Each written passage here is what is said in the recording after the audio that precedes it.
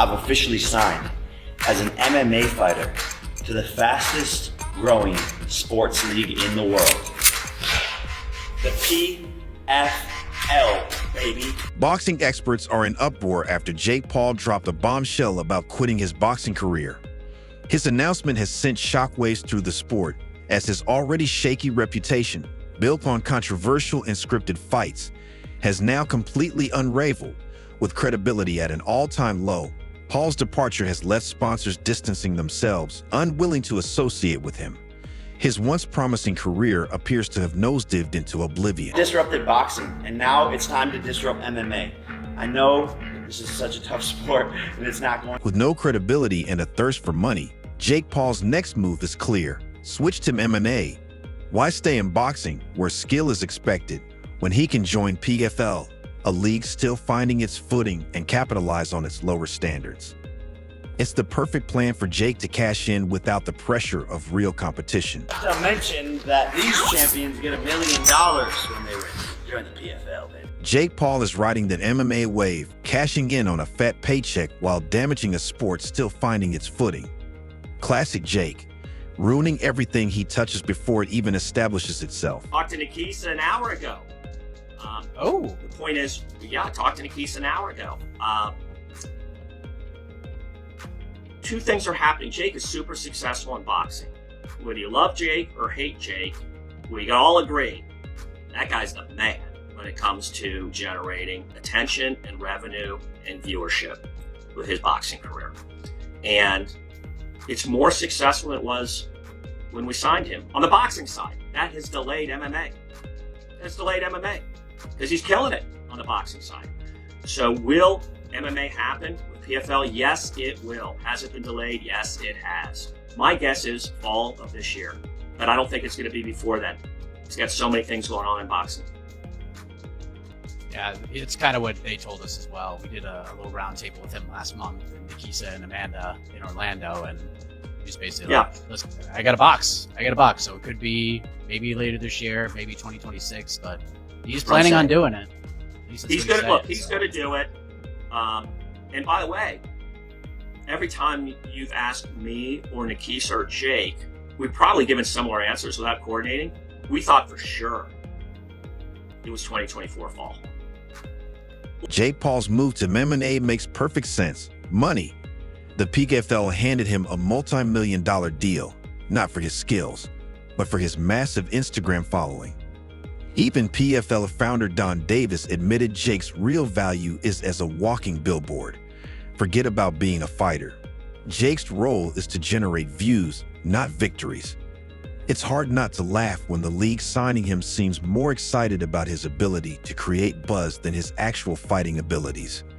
Clearly, it's all about the spectacle, not the sport. Hey, baby, and not only am I an MMA fighter now officially signed to an organization, but I am also a co-founder of the new PFL pay-per-view super fight. Boxing experts are rightfully ripping into Jake Paul, asking the obvious question: is he leaving because he can't cut it in boxing? The answer is as clear as his non-existent footwork. By switching to MMA, he's avoiding the heat of real competition. Is absolutely the most lit thing in the world! I need to calm down. But seriously, I'm excited. In boxing, respect is earned by climbing the ranks and facing top-tier opponents, but Jake Paul has always preferred playing the part over proving himself. MMA, with its lower expectations for crossover stars, provides the perfect stage for Jake to continue pretending to be a real athlete while dodging serious competition. Use my platform to market PFL fighters and introduce them to my fans worldwide. I personally will be deeply involved in making sure that the PFL is the best place in the world for fighting. Yeah, Jake Paul is taking his circus to MMA under the PFL banner, proving once again that he's more businessman than fighter. This move has nothing to do with athletic ambition. It's all about his bank account. Jake reportedly makes over $30 million a year from his various ventures. Taking this seriously, okay? Yes, I still want to become a world champion in boxing. It's hard to respect someone who treats combat sports as a personal cash grab. Boxing experts are right. Jake Paul is more businessman than boxer. Every move he makes is carefully calculated for profit, not for taking on real challenges. Jake or hate Jake, we all agree that guy's the man when it comes to generating attention and revenue and viewers. Even the PFL knows exactly what they're getting. Founder Don Davis called Jake Paul a marketing genius, which is a polite way of saying they hired him for clout, not talent. They're not wrong. Jake's move to MMA isn't about proving himself. It's about cashing in on his social media fame. We signed him on the boxing side. That has delayed MMA. That's delayed MMA. So will MMA happen with PFL? Yes, it will. Has it been delayed? Yes, it has. My guess is fall of this year. Let's not overlook the timeline. Jake Paul's MMA debut was supposed to happen in 2024, but now it's been pushed to late 2025. Jake claims it's due to boxing commitments, but let's be honest. There's nothing on his schedule except avoiding ranked opponents and protecting his ego. Critics see it for what it is. Jake Paul running from the mounting pressure in boxing and seeking refuge in MMA, where the expectations are lower and the competition less intense. Advisor Nikisa Bedarian is also joining as a co-founder of this new division for the PFL, and I'm pointing him the head of making everyone. Let's break this down. Jake Paul has been parading around like the savior of boxing, yet most of his opponents had no business stepping into the ring. Tyron Woodley, a retired UFC fighter, had zero boxing credentials. Ben Askren couldn't outbox a toddler. Nate Robinson, a former basketball player, was obviously no boxer. And let's not forget his one legitimate boxing match against Tommy Fury in 2023. The first time he faced someone who actually knew how to box, and he got exposed. Even Jake's own fans are roasting him, pointing out that he's leaving boxing without ever actually fighting a boxer. It wouldn't be surprising if his first MMA fight is against a retired volleyball player. Now, Jake's off to the Professional Fighters League, PFL, where he can peddle the same shtick to a new crowd. But here's the kicker. His MMA debut isn't happening until fall 2025. That's nearly 2 years away. And in Jake's world, that probably means more hype videos and a new line of merch, not serious training. The delay? Jake claims it's due to ongoing boxing commitments. Commitments to what? Losing another fight. Experts aren't buying it. The real reason is simple. Jake is running from the mounting pressure of facing actual boxers. MMA offers him an escape hatch where he can play the new guy card while avoiding real accountability. It matters. The opponent matters. Right? The opponent always matters. Jake is brilliant at picking opponents. So, of course it matters who the name and the opponent. Jake Paul's entire boxing career has felt like a bad prank that dragged on too long. For years, he's dodged real competition like a pro. Oh wait, scratch that, he's no pro. Critics have called him out for cherry-picking opponents so carefully it's like selecting a ripe avocado. Canelo Alvarez. Nope. A rematch with Anderson Silva. Dream on. The best fighters fight the best fighters every single year, which is better for you. I'm bringing you the best. Instead of stepping up to fight real boxers, Jake Paul has spent his career handpicking opponents he knows he can beat, or at least ones who won't embarrass him too much. And yet, the guy never stops running his mouth. It's almost ironic. All that talk, and the only thing louder than Jake's trash talk is the sound of him dodging real challenges.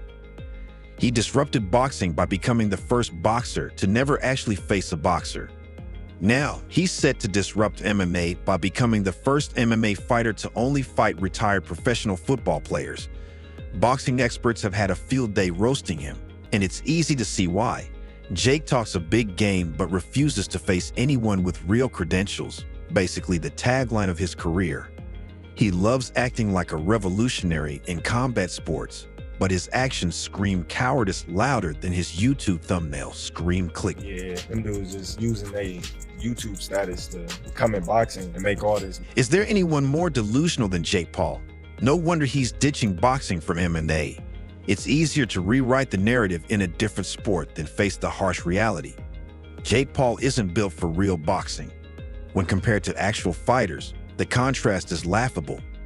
Legends like Floyd Mayweather and Manny Pacquiao were battling ranked opponents as teenagers, While Jake has crafted a career out of fighting retired athletes, basketball players, and MMA guys who've barely thrown a proper jab, his so-called boxing career is more about Instagram followers than meaningful wins, earning him the nickname social media boxer from the boxing world.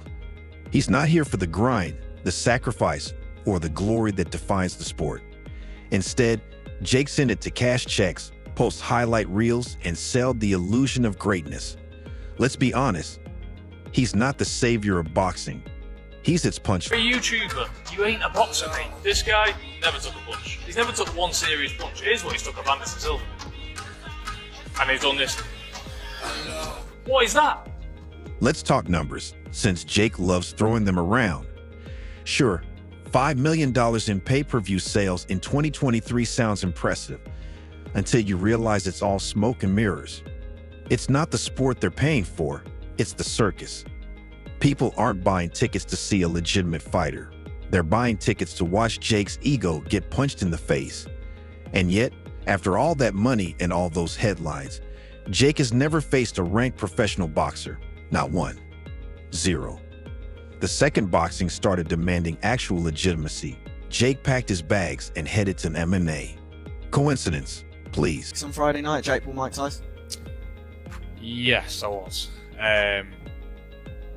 But what did I make of it? I think commercially and a business sense, I thought it was absolutely fantastic. Both men made a ton of money. So best of luck to them, congratulations. As far as the boxing fight, it wasn't a fight, it was a tip and tap, don't hit me, I won't hit you. Circle the ring a little bit, make it look good. That's all it was. So I don't really make too much of it. If there's one fight that stripped away the illusion, it was Jake Paul's loss to Tommy Fury. That fight was a public unmasking. Fury exposed every flaw in Jake's game, from his sloppy footwork to his wild, laughable punches. Jake looked like an amateur pretending to be a pro. And let's not forget, Tommy Fury isn't even a top-tier boxer.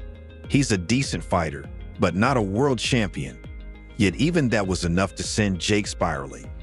Experts didn't hold back, calling his career a house of cards built on weak opponents and YouTube fame. For someone who claims to be changing the game, Jake's version of boxing looks more like a comedy skit than any real revolution. The real tragedy here isn't just Jake Paul. It's what he's doing to boxing. By turning the sport into his personal reality show, he's dragging down its credibility. For every headline he generates, he chips away at the integrity of a sport built on grit, discipline, and respect. Fans are fed up, and experts are right to say Jake Paul isn't leaving boxing. He's leaving the spotlight of real challenges. That's the legacy he's leaving behind. A trail of clickbait fights, overhyped pay-per-views, and a sport worse off for having entertained his antics.